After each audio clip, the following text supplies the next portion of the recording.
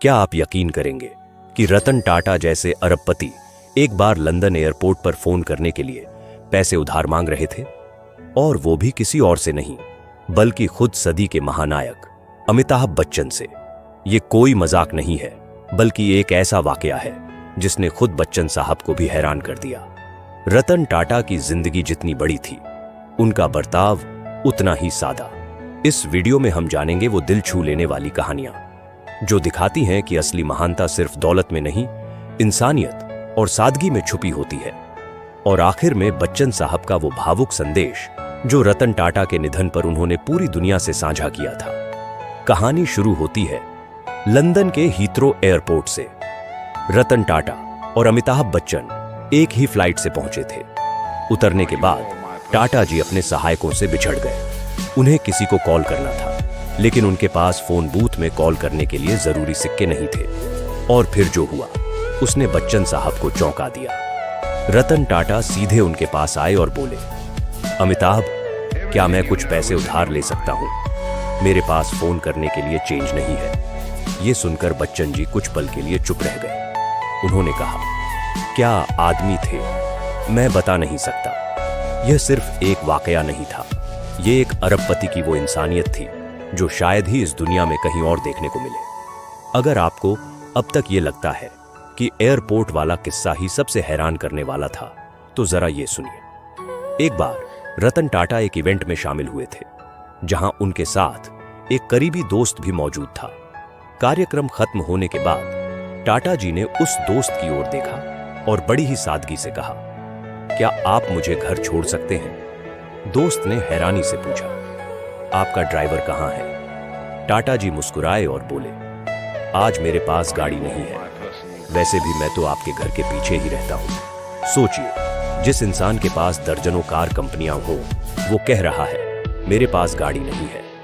ये कोई आम सोच नहीं होती, ये होती है एक असाधारण इंसान की निशानी। और यही वो बात थी जो रतन टाटा को बाकियों से बिल्कुल अलग बनाती थी।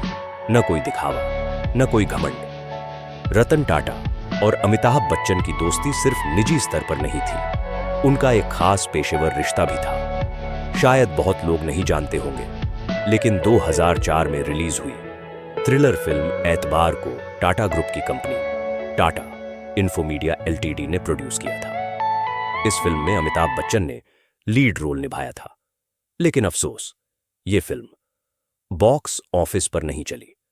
रिपोर्ट्स के मुताबिक इस प्रोजेक्ट में करीब 3 करोड़ रुपए का नुकसान हुआ।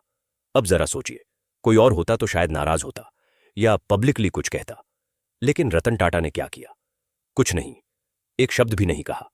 न कोई शिकवा, न कोई बयान। उनका समर्थन हमेशा शोरगुल से दूर, शांत लेकिन सच्चा होता था। कला हो, सिनेमा हो या दोस्ती, रतन टाटा का अंदाज हमेशा साफ और दिल से जुड़ा हुआ था। जब दुनिया को पता चला कि रतन टाटा अब हमारे बीच नहीं रहे, तो सोशल मीडिया पर सन्नाटा सा छा गया। लेकिन उस सन्नाटे को तोड़ने वाली एक आवाज थी अमिताभ बच्चन की। उन्होंने एक्स, जिसे पहले ट्विटर कहा जाता था, पर एक दिल छू लेने वाला पोस्ट शेयर किया।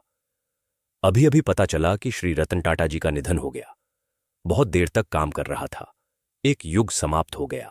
एक अत्यंत सम्माननीय, विनम्र और दूरदर्शी नेता जिनमें अद्भुत संकल्प था। उनके साथ कई अभियानों में बिताए गए पल अविस्मरणीय हैं। मेरी प्रार्थनाएं। इन शब्दों में सिर्फ एक श्रद्धांजलि नहीं थी, इसमें एक युग के समाप्त होने की गूंज थी। एक ऐसा युग जो बताता है कि सच्ची महानता शोर में नहीं, शांति और सादगी में होती है। रतन टाटा ने हमें यह सिखाया कि इंसान की पहचान उसकी दौलत से नहीं, उसके व्यवहार, विनम्रता और नरम दिल से होती है।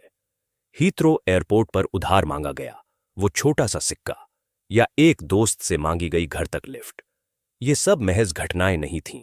ये वो आईना थीं जिसमें एक असली महान इंसान की तस्वीर साफ दिखती थी। और शायद यही वजह है कि रतन टाटा के जाने के बाद हर दिल ने एक ही बात महसूस की, हमने सिर्फ एक उद्योगपति नहीं खोया, हमने एक इंसानियत का प्रतीक खो दिया।